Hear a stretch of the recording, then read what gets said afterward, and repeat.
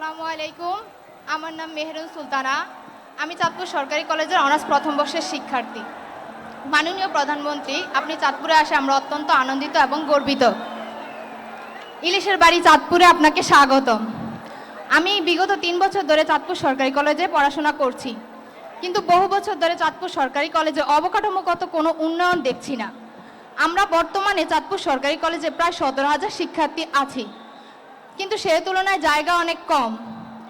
আমাদের কলেজের পাশে কলেজের মালিকানাধীন একটি ভূমি রয়েছে, যেটি ব্যবহার করে আরেকটি ক্যাম্পাস করলে আমরা চাঁদপুর জেলার মানুষ এবং চাঁদপুর শহরের শিক্ষার্থীরা খুবই উপকৃত হব।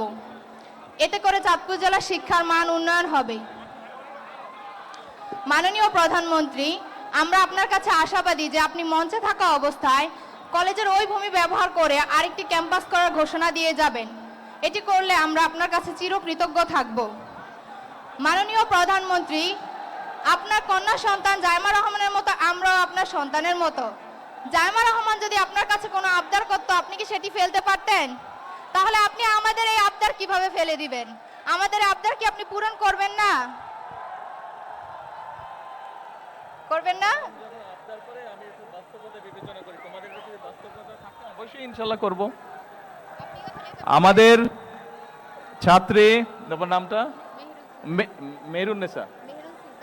মেহরুন সুলতানা ওর কলেজের ব্যাপারে একটি কথা বলেছে। ও আমাকে বলেছে আমার সন্তানের মতো নয়, এবং আমার সন্তান যদি কোনো আবদার করতো আমি রাখতাম কিনা। আমার সন্তান যদি কোনো আবদার করতো, সেটার যদি বাস্তবতা থাকতো বা বাস্তবতা থাকে, অবশ্যই আমি সেটা রাখবো। ও যেই আবদারটা করেছে,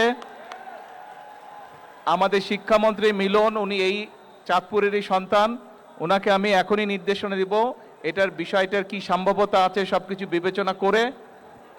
হ্যাঁ, কি ঠিক আছে? শুনেছেন?